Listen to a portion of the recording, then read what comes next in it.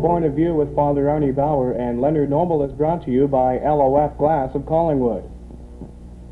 My name's Leonard Noble. And I'm Father Arnie Bauer. Arnie, today, as you know, it's Poppy Day, Remembrance Day, and I just wondered if people today really know what they are remembering, what they're supposed to remember. That might also depend on how old they are.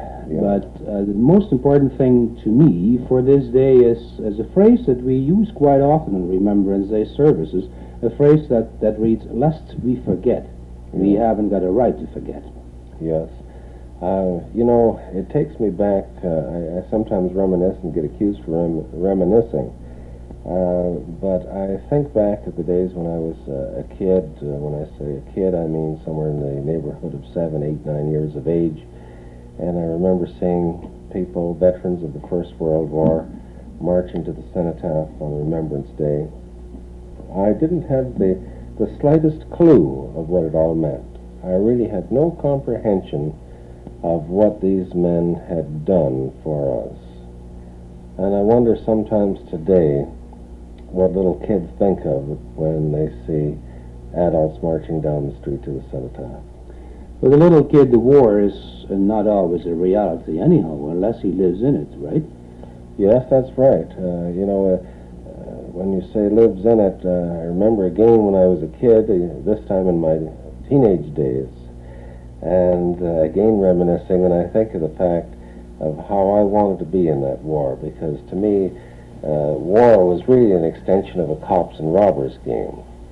I thought that, boy, if I could ever become a Spitfire pilot, then that would be the most ultimate thing that could ever be for me, as far as I was concerned. And until kids that were just a few years older than me and that I had played with and fought with and joked with came home from that war, came home from the war in Dieppe, minus their legs.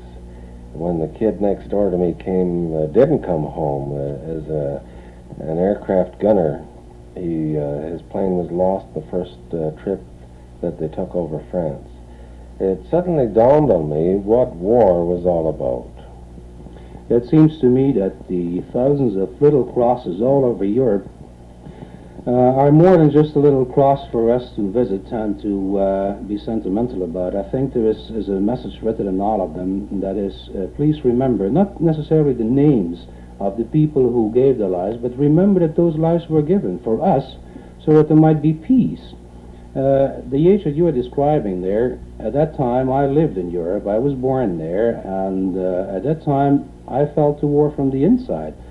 My life was literally saved by some GI who threw me in a manhole and covered me with his own body when ME-109s came strafing over.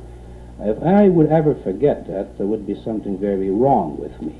Yes, I'm sure that you don't forget things when the bullets are strafing around you. When your life is in jeopardy, then you certainly will remember things like that. There's no doubt about that. To me, it is a compliment to our country that we have a Remembrance Day. It's a compliment that says, look, these people basically have a humility about themselves and a pride in what others have done for them, and the war is behind us. We are the momentary link in a chain of evolution. We haven't started it. The people before us did, and we should remember that, what they have done for us, so that we can live up to their expectations about peace and goodwill to one another. Well, isn't that the poem? The torch has been thrown to us, and in Flanders fields the poppies grow.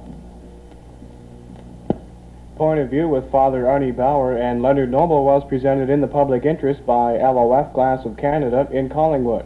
And we invite your comment in letter form addressed to Point of View, care of CKCB, Box 339, Collingwood. You're listening to CKCB Collingwood, the sounds of the 70s. At this station.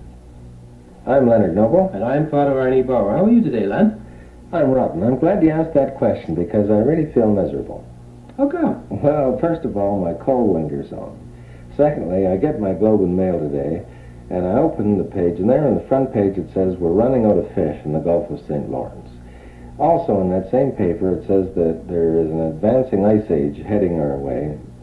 Possibly within our lifetime we will be engulfed in that ice age. And with all of the other miserable things and topics that are going on or that have occurred this week, I really feel miserable. I'm sure you can't blame me for feeling that way.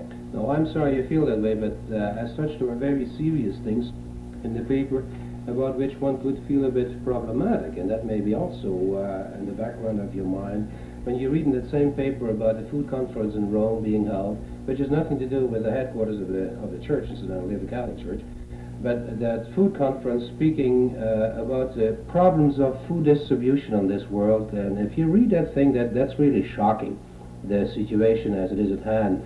They say that people are starving, numbers of 500 on average a day in Bangladesh, and we talk about food. Yes, you know, the starving people aren't going to be able to eat those words.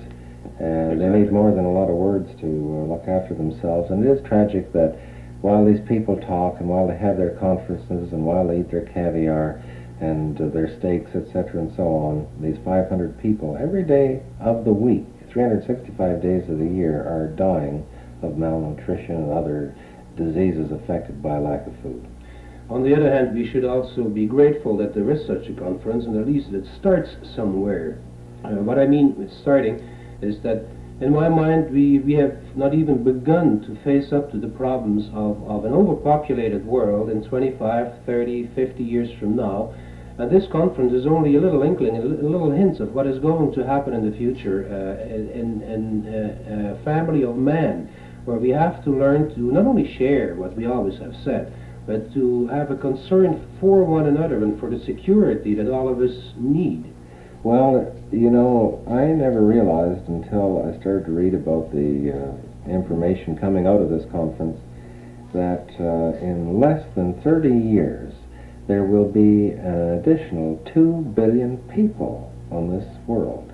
Yes, more than that. If I have my figures correct, we have about 3 million on the world now, and in 30 years from now it has doubled to that. Is that what your figures are? Well, yes, at least 2 billion anyway, that it will be. So 5 to 6 billion people will be on this world. It will be, giving it the best, 5 billion people or 6 billion people, whatever it is. There isn't going to be enough food to go around in the method that we're handling the programs now. That's right.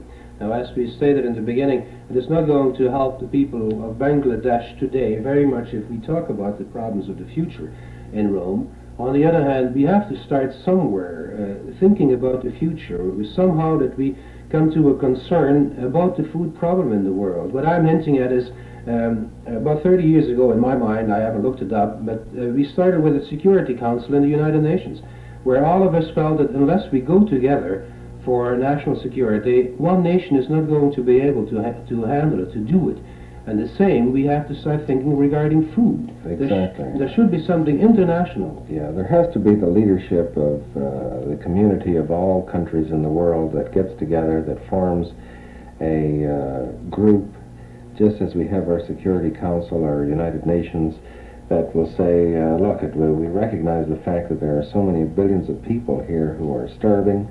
We have to stockpile food. We have to be administrators for that food that has been stockpiled, so that we do not have these terrible, chaotic things going on in the world. Yes, and then with the authority to pull that through.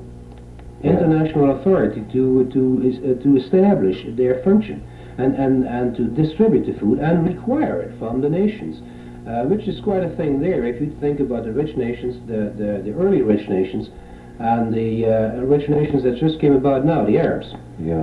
And who is going to give how many percentage of their food, or their dollars for that matter, to buy food with, into this international stockpile thing?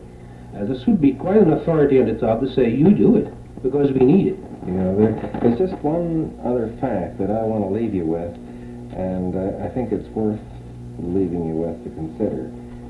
There's a Miss Barbara Ward who's a member of the British delegation, and she says that it would cost some $4 to $5 billion to look after the starving people in the world. That by the same token, we spend some $350 billion in arms in defense of our country. Point of View with Father Arnie Bauer and Leonard Noble was presented in the public interest by this station, and we invite your comments in letter form addressed to Point of View, care of CKCB, Box 339, Collingwood. CKCB Collingwood, Central Ontario's music maker. It's a View with Father Ernie Bauer and Leonard Noble is presented in the public interest by this station. I'm Leonard Noble. And I'm Father Arnie Bauer. And, Ernie, how are you today? Oh, I got a bit of a cold, but I shouldn't complain. How are you? Well, not too bad. There's a few slings and arrows I could talk about, but better left unsaid. Mm-hmm. I'll tell you what I want to talk to you about, Ernie. What do you think about rip-offs in today's world? You know, for example, you go to a plumber, you call an electrician, you call some tradesman to fix something or other, and it seems to not only work worse than when he before he came, but it also costs you more money as a result of his coming. And some of these fellows get paid better than a guy who goes to university for 7 years. Well, I will go along with that. And some of these things you buy, I bought a mini gym, which was about 15 foot of rope and a little bit of a block of tackle in there, and it should have cost $3 or $4 to produce, no, not to produce it, to buy it. And I paid $25. So you know those things hurt. Well, they do. You know, the same way Christmas is coming, and not to get into the religious aspect of it, but I think sometimes these children's Santa Claus parades, I wonder, I should say, whether they're designed for the children to see that there's Santa coming and the elves, etc., or is it a matter of another rip-off that the parents will get into the right commercial attitude and go into the stores and buy their little goodies. Len, talking about children and talking about rip-off, this thing really got my goat going over the weekend. I read an article in the paper about Bangladesh, and we have talked about Bangladesh, how people are dying there, and some numbers say 500 a day, every day of the week and of the year, and they have been trying to promote adoption from Bangladesh, that people in our country and in other countries that are rather well off can adopt a child that otherwise would be starving. Well, that sounds wonderful. Sounds Yes, like a wonderful thing. but the Bangladesh government used to charge $230 per child, and they call that legal fees, and they call that passport wait fees. a minute now. You say that the Bangladesh government used to charge $230. Yes, First suddenly they they increased this to $460, exactly double. $460 you pay to adopt a child to the government. Well, is this kind of, there's a sort of a demand for children for adoption, therefore we'll try and get whatever we can get. The price has gone up, huh? Exactly. So they claim now with that money they can feed the other kids that stay behind in their orphanages. Talking about a rip-off. There was this couple that did adopt a child, and this particular kid had all the paperwork done just before the price raise came through. And this kid arrived last week in Toronto. That's why the article was in the paper. Yeah.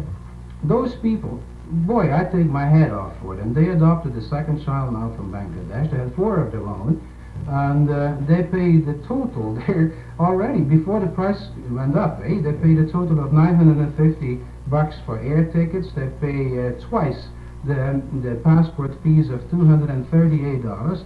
They had to make some $90 in phone calls to Bangladesh to get this thing through, plus all your other expenses you have here. And then you have a child there. You still have to start with the kid. It has nothing on its back, of course. I shouldn't joke about a thing like this, but I kind of picture in my mind when you say these things that possibly there's a fellow in a supermarket and he's saying, by gosh, the price is right. Or, you know, that, or get your extra child before the price goes up again. It just sounds illogical. Yeah, it really is. It's a tragic kind of a thing that we work on the matter of supply and demand. You know, it's just an impossible kind of a thing when you hear things like this. What did it then end up costing these people that you speak of, or did it say in the article, as to in order to get the children or the child across to Canada? I wish we had more people like that. It said in the article that after this child arrived, they already put in for the adoption of a third one from those parts. And the cost? And in spite of the cost going up like that, and in spite of the government having the illogical guts to raise the price double to $460 for so-called passport fees. Man, isn't it? This thing just gets to me. It's unbelievable. I would say it's the granddaddy of all rip-offs. Point of View with Father Arnie Bauer and Leonard Noble was presented in the public interest by this station. and we invite your comments in letter form, addressed to Point of View, care of CKCB, Box 339, Collingwood. CKCB Collingwood, with the sounds of the 70s. Father Arnie Bauer and Leonard Noble, presented in the public interest by this station. I'm Father Arnie Bauer. And I'm Leonard Noble. Well, it's kind of white out here today. How do you feel? Well, not too bad, Ernie. It's just that I'm not particularly interested in snow to that degree. You haven't got any snowmobile yet? No, I don't have a snowmobile. I don't have any polar bears. And as far as I'm concerned, if I'm looking out at the snow, that's about the best that I enjoy the snow. Well, it should be good for the business people, although by the end of the week when the tourists are coming up again from Toronto and Kitchener, what have you, by Friday we may have run out of snow. Well, I would think that we probably will by Friday, you know. Or don't you know? Friday? What are you getting at? Well, you know, Friday is the 13th. Friday the 13th is Yeah. falling on a Friday this month? Friday the 13th on Friday. And, you know, that means that it's going to be a lot of bad luck to a lot of people on Friday. Anything from broken legs to lack of snow to, oh, my goodness, you name it, and there'll be some superstition involved. The 13 number is still very much in, I suppose. November and December have that anyhow, black magic time. Has this got anything to do with the hangman's ladder and the 13 rungs? Well, I suppose that's all part of it. I don't really know the tradition of 13th or how it became to be such an evil, superstitious number, but it is true that there are allegedly 13 rungs in the hangman's ladder that the victim or the convicted party has to climb in order to get home. Of course, any ladder can be rather bad when you walk underneath it, right? Oh, yes, you must never walk under a ladder. I mean, in the tradition of superstitions, walking under a ladder is perhaps one of the worst taboos that there is. Even with a 4-leaf clover on you. Well, no, you're naming something else. You see, you've got a positive and a negative there. A 4-leaf clover is something that's going to get you good luck. That's what I mean. Do they cancel each other out? I don't think so. You know, you could have a 4-leaf clover, which may mean that you're going to win some money or find something beneficial to you sometime in the future. Oh, yeah. I can't tell you tomorrow. Well, what if I add more onto it? With the 4-leaf clover, I put a couple of rabbit's foot in my pocket. Oh, well, I mean, anything... When is the ladder going to be canceled out? Well, I think that much as you may have all these good luck omens with you, the fact that you might inadvertently or even consciously walk under that ladder is going to cause you a lot of bad luck. It's going to cause you a lot of grief. Someday in my life. Someday in your life. Not necessarily immediately after when the paint pot falls down. No. That wouldn't count. No. I mean, the important thing is that if you walk under a ladder and you realize you've walked under it after you come out the other side, then that is the time to get your 4-leaf clover and your rabbit's foot. Watch out you don't walk in front of any cats, any black cats, that is. A white cat wouldn't matter? Well, I've never heard of a cat being used in a good context. It's usually in an evil context. The black cat is the more evil type of context. My dog would agree with you. I suppose so, mine too.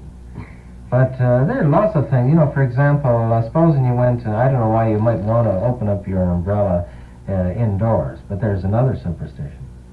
That something would happen when you open your umbrella in the house. That's Apart right. from that, you will probably knock off the light fixture, but something bad is going to happen to you. Well, it's possible. You know, I mean, all of these things are possibilities.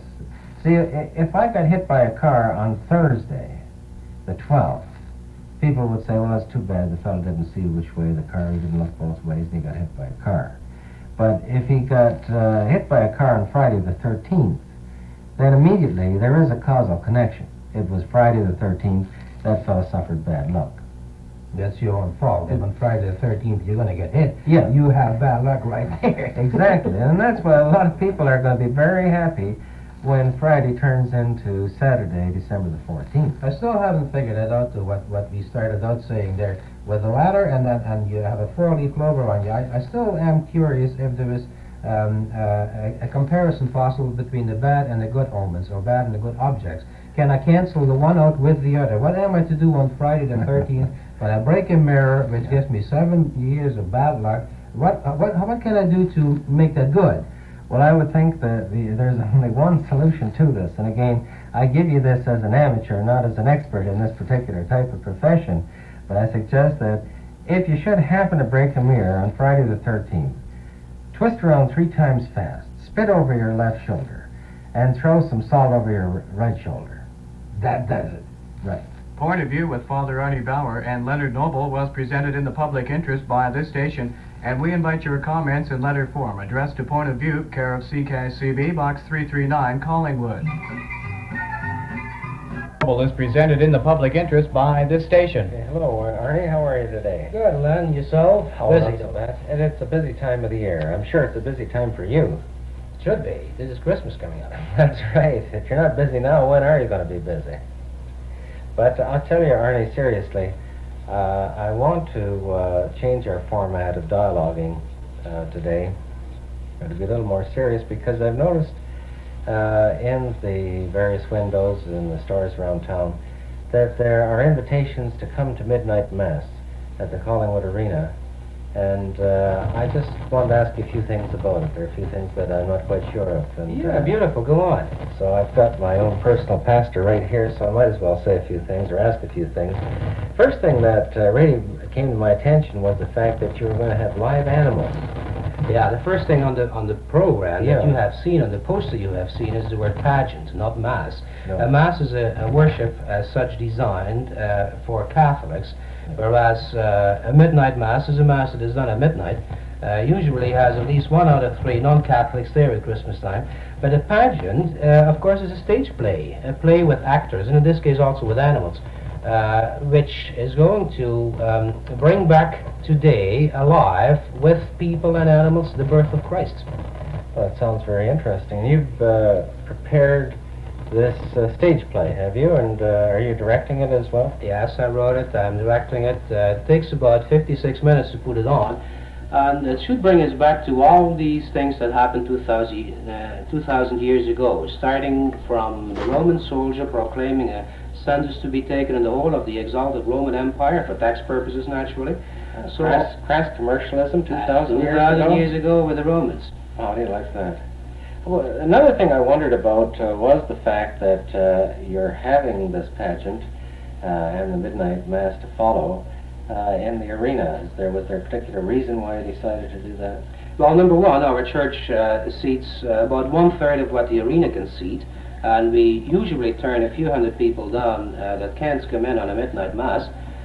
Secondly, since we are going to have this pageant inside, we shouldn't have to be afraid for snow, rain, or whatever. It's nicely heated for everybody to come in. Everybody is welcome in this thing. The whole of the town and everybody in the area is welcome. It's non-denominational. It's non-denominational, absolutely open for everybody. So anybody who wants can have a chance inside to get disposed for Christmas, You get in the right atmosphere. What about the business of the animals? Just to get back to them again, they rather interest me because I have a certain fondness for animals. But how do you direct a sheep and a lamb and donkey? Is that a bit awkward? Very carefully. I would say so, eh? But it still can be done, and that makes it not only interesting, it makes it alive. It makes it something that is easy to watch. We should bring in an ox and a donkey naturally. They're part of the nativity scene. We bring in 5 sheep. We bring in a white horse and a Roman soldier. They are easily more easy to direct sometimes than people, and Oh, I would imagine so. At least they don't talk back. But anyway, it should be a very interesting Christmas Eve with this scene and this whole pageant. It's for everybody, just to reiterate that. And what about, how are you going to wrap it all up? Not to give the whole thing away, but how do you wrap up this whole pageant? well, unless we can bring the pageant in connection with the day, it only would be a strange play. Yeah. And somehow we tie it in with today, and we do it in this way. It's good. It should be a very moving moment. The climax of the whole thing is that after the shepherds give homage to Christ, also Collingwood will pay homage to Christianity and the principles of it, represented by 3 people of authority: the mayor, the chief of police, and the fire chief. See, that's lovely. Showing that there is a higher authority than just plain human authority. Well, you'll probably find me right in the front seat. Point of View with Father Arnie Bauer and Leonard Noble was presented in the public interest by this station, and we invite your comments in letter form addressed to Point of View, care of CKCB, Box 339 in Collingwood. It's coming around at 15 away from 5 on CKCB. Here's Jeanette Renault. Father Arnie Bauer and Leonard Noble is presented in the public interest by this station. I'm Father Arnie Bauer. And I'm Leonard Noble. Hi, Alan. How's it going? Oh, not too bad. I guess a busy time for you this time of the year. Yeah, tomorrow the pageant is, by this time we should have built up the stage by tomorrow, and we are expecting all of Collingwood to come in there. So it's one more day of hectic organization. Talking about Christmas, you get all your presents wrapped up and ready? Well, not all of them, but we're getting there. I suppose you should have to be an MP in this time of year to really think of a present. You know what the word MP means? It just hit me. It means more pay. That's a good one. Well, I guess you're referring to the fact of the stories that have been going around the newspaper last week and the MP's desire to get a 50% increase in their salary.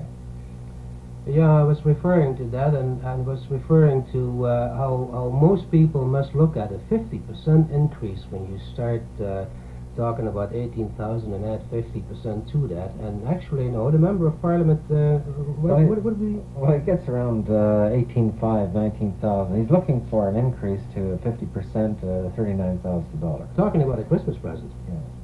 That's nice, eh? And don't forget the fellow that's a cabinet minister, because the cabinet minister is hoping to go from $32,000 to $64,000. What worried me when I read about this thing in the paper is timing, first of all.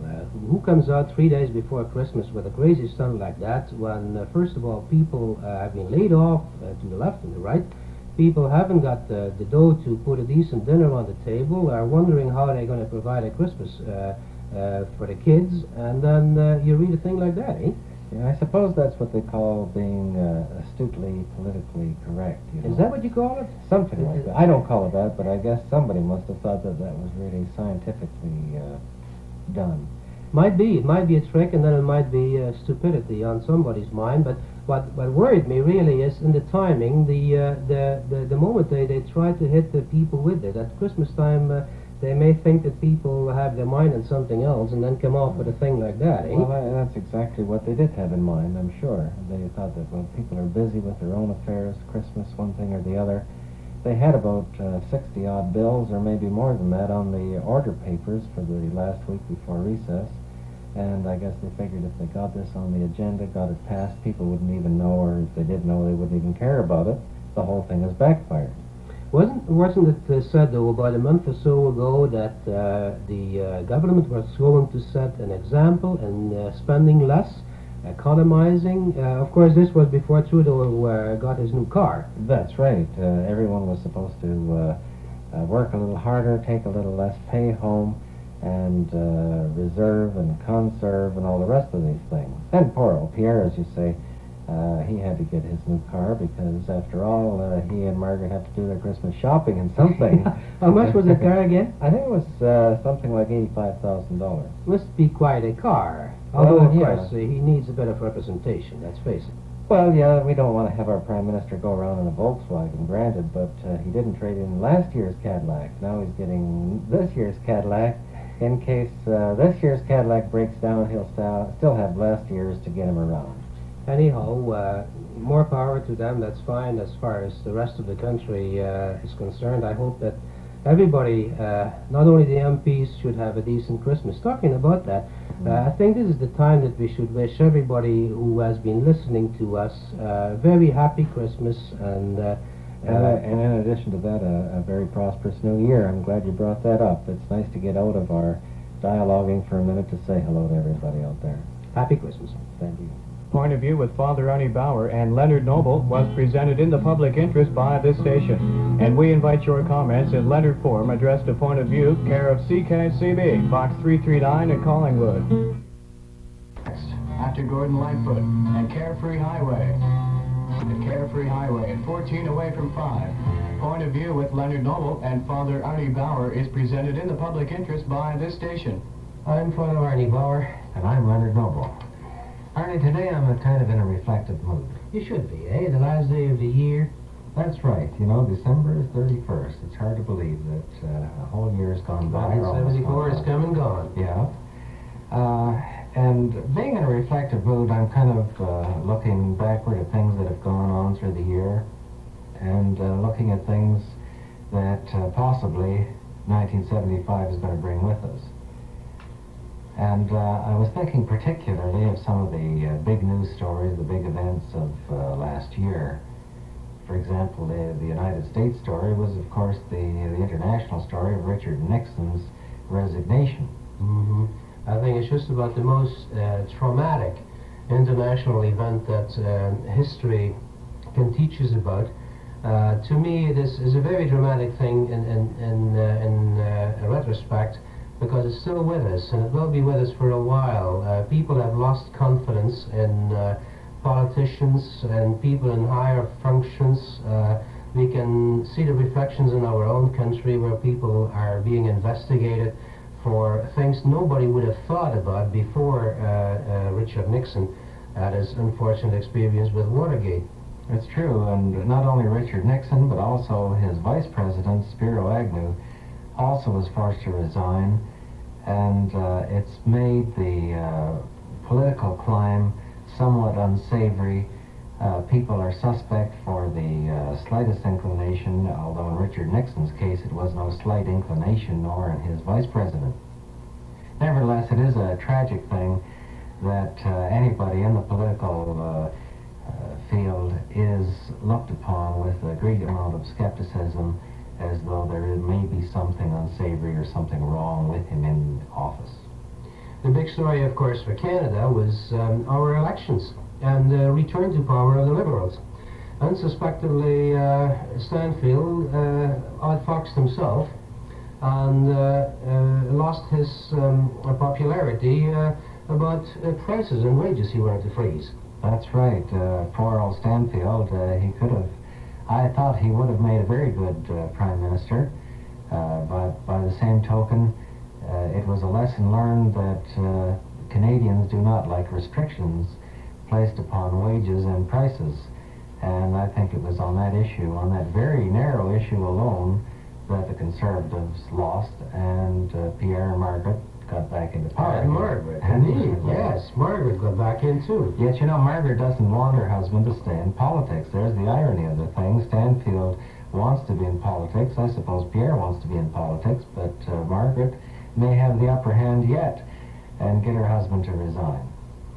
On a wide basis, the big story of the year, of course, both international, national and global, would be the energy thing. The first time we discovered what a small nation can do when it holds the leading card. That's right. It was quite an amazement to me for the first time to realize that several small nations banded together, the Arab states, producing oil that could dictate and control the economic ways and mores of the rest of the world. And if money continues to concentrate there with the Mid-Eastern people, particularly the Arabs though, how much influence is this going to be yet in the near future? And looking ahead, is this only the beginning, or is this something that set a pattern for others to think about? Now, where do we have our powers where we can blackmail others with? Well, I think that, firstly, I don't think that we're of a society, I hate to sound so sacrosanct about it, but I don't think that we necessarily go around blackmailing people such as the Arabs, and I'm not looking at them as individuals as such. I'm thinking of them in terms of a business corporation that has decided we're going to unilaterally charge X number of dollars a barrel for oil.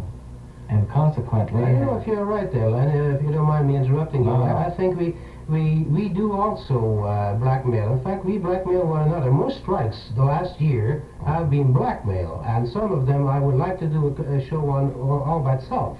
They're really blackmailing and nothing else but.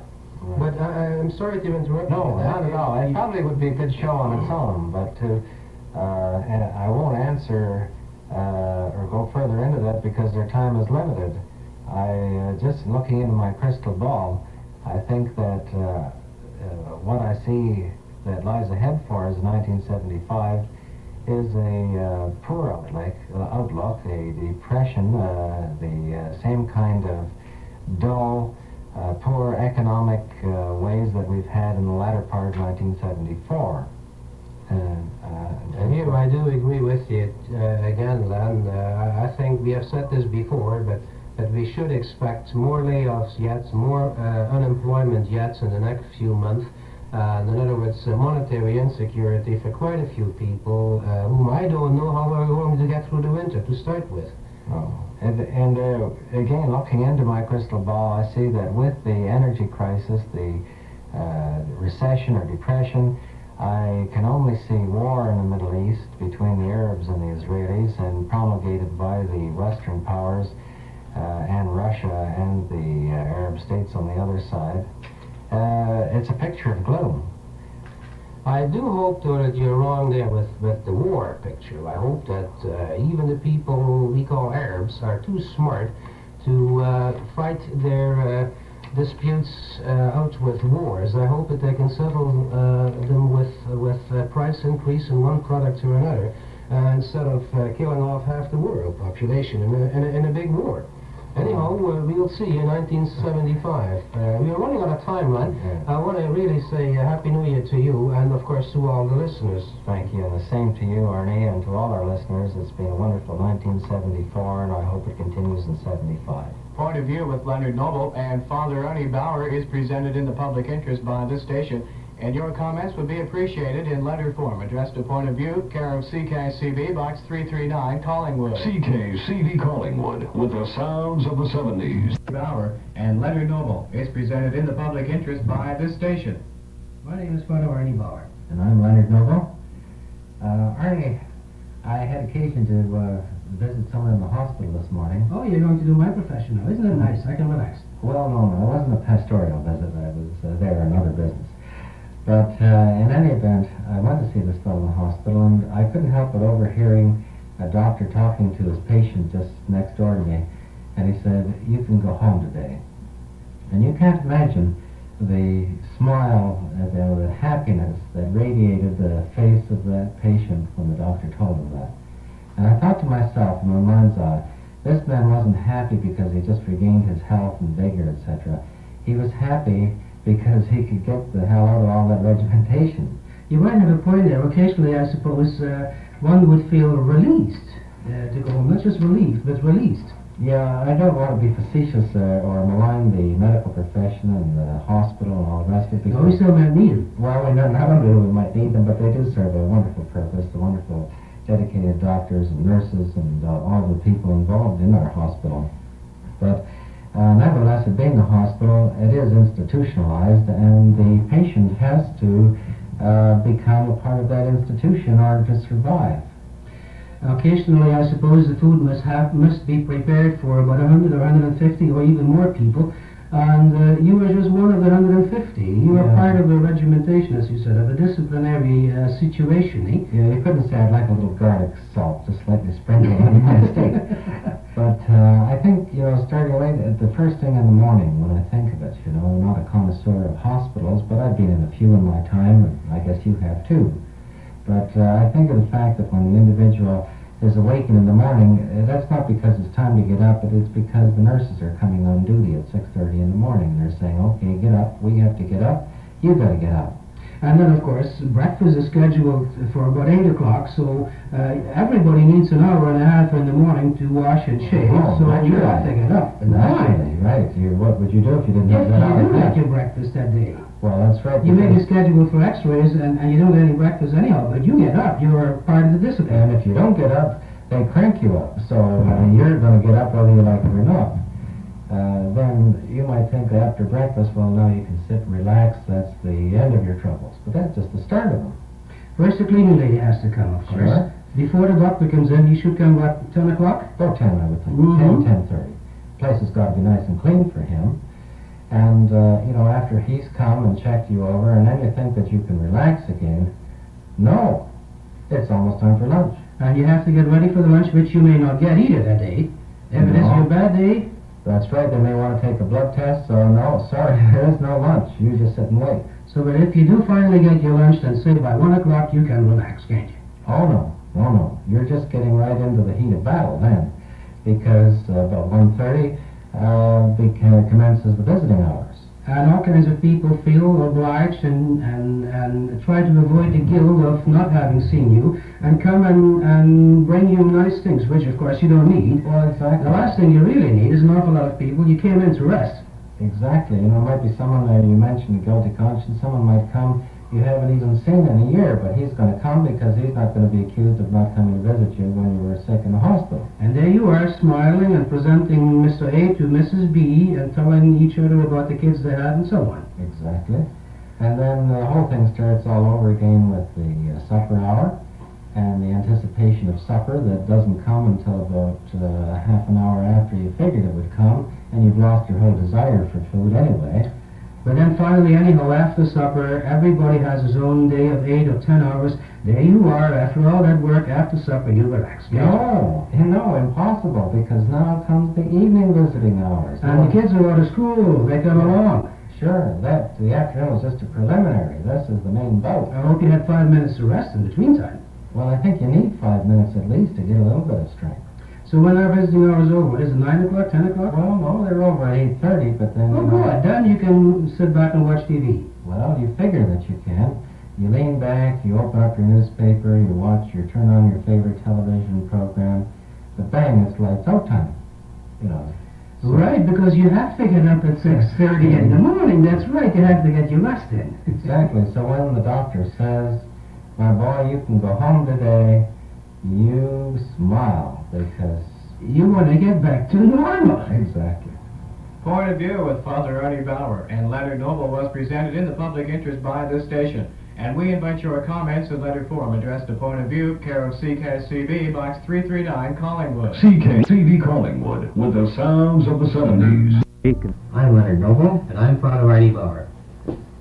And I saw in the paper over the weekend a beautiful thing, Len, that I'm sure everybody is interested in. We have made the same statement on the air that Trudeau made last Saturday. He only was 2 or 3 months later than we did. That everybody now is mistrusting people in authority because of Watergate. That's right. It's a sad kind of a state of affairs that government is now, and politics is now something that people find themselves suspicious of. People involved in politics have to bend over backward to explain their honesty and their integrity, and it is a sad state of affairs. And of course, in our own province, in Ontario, we have a few things going on at the moment with poor Mr. Bill Davis. For the first time in history, really, we'll have to do some explaining this year. I would think so. You know, Bill Davis hasn't had a very good situation going for him over the last 4 years. His government has constantly been rocked by some kind of a scandalous accusation or allegation, such as, for example, there was his former Attorney General, Dalton Bales, who was allegedly found wanting in that he had invested heavily in certain lands near the proposed Pickering Airport site and had sold that land together with a colleague and had made some considerable amount of money as a result of doing so. Yes, let's of course state right here that it is not our intention to say that there is any guilt morally or legally on him or on any of the other people that are involved in as you said, alleged speculations. You mentioned Alton Bales. Of course, everybody also knows about Darcy McHugh, who even for a year and a half got out of the cabinet and finally got back in again then, over that, well, at least an alleged, again, political favoritism in the land matter with his brother, eh? Yes, and you know, knowing both of those people slightly as I do, I know that ethically and morally they're not the types of individuals that I would think, and I say this from a personal point of view, would be involved in some kind of an indiscretion where they would hope to gain something or would in fact gain something at the strength or benefit of the Ontario people. Yeah, the difference with the past is now you have to explain it. In the past, those things just happened and nobody would even notice it. Now everybody is in a suspicion. The hydro building in Toronto, of course, I should say the application to build a hydro building in Toronto was a rather unsavory affair. When Gerard Moog got the contract, And of course it happens that he is one of Bill Davis' closest friends, and the man is supposed to make millions of bucks, of course, and a profit on that. Yeah, poor old Bill Davis was criticized somewhat severely and perhaps somewhat justly in that particular case. You know, the old legal axiom that justice not only should be done but should appear to be done probably is the axiom that most people feel that was necessary in that case. Even if Moog's application was the best, if his contract was the best, possibly Bill Davis should have realized that this is too close a friend. I can't involve myself with the tender belonging to Gerhard Moog. And nevertheless, we now run into a problem here, or at least the provincial government has run into a problem once again with what I call the Oakville caper. You know, that was the government's acquisition of a parcel of 100 acres of land near Oakville for the sum of $1 million. Oh, you ought to own a farm in Oakville for $1 million. It's a good cash crop is land, isn't it, in the Oakville area? And anyway, in that particular case, a man by the name of Scholdes, who was a real estate agent and who was apparently what they call a political bagman for the Conservative government, put a deal together and apparently gave half of his real estate commission, $30,000, to the government on the government allegedly going through with that deal. And now it even appears that after the man gives his 30,000 back to the government, that the government may not even put that road, the 403, through the land. Yeah, that's the irony sometimes with governments. They pay out all kinds of monies for one thing or another, and then they don't use the thing, and I can never understand why that happens, but apparently it does happen. In any event, as you said earlier, and as I agreed, these things aren't said to in any way embarrass the Conservative government. I think that we're maybe trying to point out a number of circumstances that befall the Conservative government for the first time in some 30-odd years that put it in such a precarious position that possibly Bob Nixon and his Liberals, or even Stephen Lewis and his NDPs, stand a very good chance of toppling the Conservative government. Point of view with Father Arnie Bauer and Leonard Noble. Arnie Bauer and Leonard Noble is presented in the public interest by this station. Okay, I'm Leonard Noble. And I'm Father Arnie Bauer. Then the paper has been full lately about the increase of crime all over the world, all over Ontario. Toronto seems to be absolutely awful, even in our own central county. Isn't it something? It is. I think that anyone who is near the courts or who observes peace in general, whether it be in our community or whether it be in the world, has to agree that crime is on the upsurge.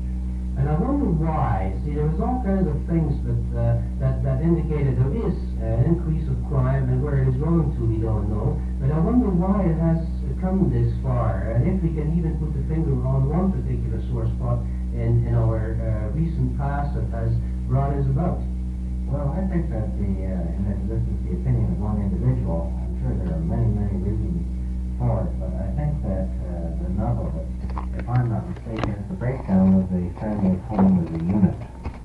Which definitely would be quite, as you say, a nub, and bringing this about. I don't know if it's the most important one. There is so much that one can bring on and say this is added on to it. Personally, I see that the young kids these days perhaps have had less discipline than the generation that is now 30, 40, 50 years old. Less discipline in the home because of a wrong concept in psychology, say 20 years ago, that with discipline one would break down a kid, would actually put a restraint on him and would hinder him from growing up into a complete human being, which is absolutely crazy. You can't even train a horse without some kind of disciplining. But all of that has led up to a young person these days that grows up in a less restrained idea than in the past. Yes, I think that in addition to that, there's an economic problem as well, and that is that, as you may see with daycare centers and other places where children are kept for day periods, is that the wife, in addition to the husband, not may desire to go out to work, but has to go out to work in order to keep the economic input of the house together so that they can pay the bills. And the moment that they do that, the moment that both the husband and the wife are gone from the home, then there begins the breakdown in discipline, in looking after the children in other ways, and guiding the children. Consequently, when the family as a unit get together in the evening, both the husband and the wife are too tired, too fed up. If the boy or girl does something wrong, there's the thought, well, let's ignore this rather than trying to correct it or to advise the child to do something better, to have more ambition, because they're just too tired to continue on with trying to discipline the child. And in addition to that, of course, what is the child going to do in those hours of the evening? He's going to watch Mannix and the other TV shows that teach you the tricks of the trade of how to break into a house, how to commit a crime and not getting caught, because you see the way a person can get caught, that is the way you shouldn't do it. The same goes for daily newspaper. Without getting on this starry-eyed idea of there shouldn't be so much exposition of violence on TV and so on. No, you get used to it. You get psychologically used to the idea that there is crime. In other words, a person, once being used to it, gets much easier to do it than in the past. Right. I think that, as you have enunciated, there are so many factors involved in why there is so much crime, but I think we should do another show on this. Point of View with Father Arnie Bauer and Leonard Noble was presented in the public interest by this station, and we invite your comments in letter form addressed to Point of View, care of CKCB, Box 339, Collingwood. I'm Leonard Noble. And I'm Father Arnie Bauer. Oh, Father, I was wondering if we could discuss something in the way of unions, just for a little bit of an unusual kind of discussion. And I'll tell you why I raised this discussion is that I'm having a difficult time in getting my mail to and from Toronto. Well, it's going to be one of those packed things to talk about. We should have an hour to talk about this thing. I feel that we are getting into a very dangerous kind of culture in Canada and North America and Europe, all over in the Western world, where the strikes, more so than the unions, becomes a thing of concern for me. You know, it seems to me that everybody and his brother is striking for one reason or another. And of course, when I say one reason or the other, it always seems to boil down to cold hard cash. Whether you get the civil servants, or the nurses, or the teachers, or the mailmen, or the inside people in the mail sorting department, it all boils down to the same hard, crass commercial thing: we want more money. That's exactly the point. The strikes that you see happening these days are not because people are not being paid enough, no, but because somebody else is being paid more, so they want the same as what somebody else wants. And this is a very dangerous thing. The strike, when it started, was a good thing, I suppose. It was to compel somebody for justice. Really, that's what it is. But more and more, I see an illegal strike in it. In other words, it isn't a strike anymore in my mind. It is blackmail. You want a few examples? Remember Windsor High School teachers? They got 29% pay raise through a strike action, which was illegal in the first place. And those are educators. So what are the kids going to get out of this? The post office strike, the one before this, was illegal. So was the airport strike. So was the grain handler strike. So was the threatened civil service strike. They got 21% out of it. And the whole thing was illegal to start with. Right, so they take an illegal act. They, as you say, it becomes blackmail. They say, if you don't give us what we're demanding, then we're not going to carry on our service. We're not going to allow anybody else to come and take our place. Or else we'll call them scabs. We'll create all sorts of fighting and rebellion in the neighborhood. And consequently, the municipality or the company or whatever it is has to settle for this blackmail that has been foisted off on them. And what is going to be next? This strike is terrible. I'm set back. Quite a few people are set back because of the mail strike at the moment again. But at least by the time that this tape comes in the air, I suppose it is still in effect there. But what I'm worried about is the system. The next strike is asking for the strike coming after that, and so it goes on. And we are all blackmailing one another, and we know that eventually has to be an end to it. There should be another solution than this crazy blackmail bit. Indeed, they should. When I say make these remarks, I'm sure when you make your remarks, I don't think either one of us are opposed to unions. I think that the whole idea of unionism, in theory, is a wonderful thing, because after all, when you look at the traditions out of whence it came, where the hardships of the individual, where the employee could be put in jail for meeting with his fellow man in order to talk about trade unionism, I think that unionism advanced to a degree where he got an even break. But now unionism seems to have emerged and has become not only as powerful, but even a far more dominant influence than the company for which the individual works for. In fact, Point of View was presented by CKCB. Comments expressed do not necessarily represent those of the management and staff of this radio station. 12 before 5, here's Ringo Starr.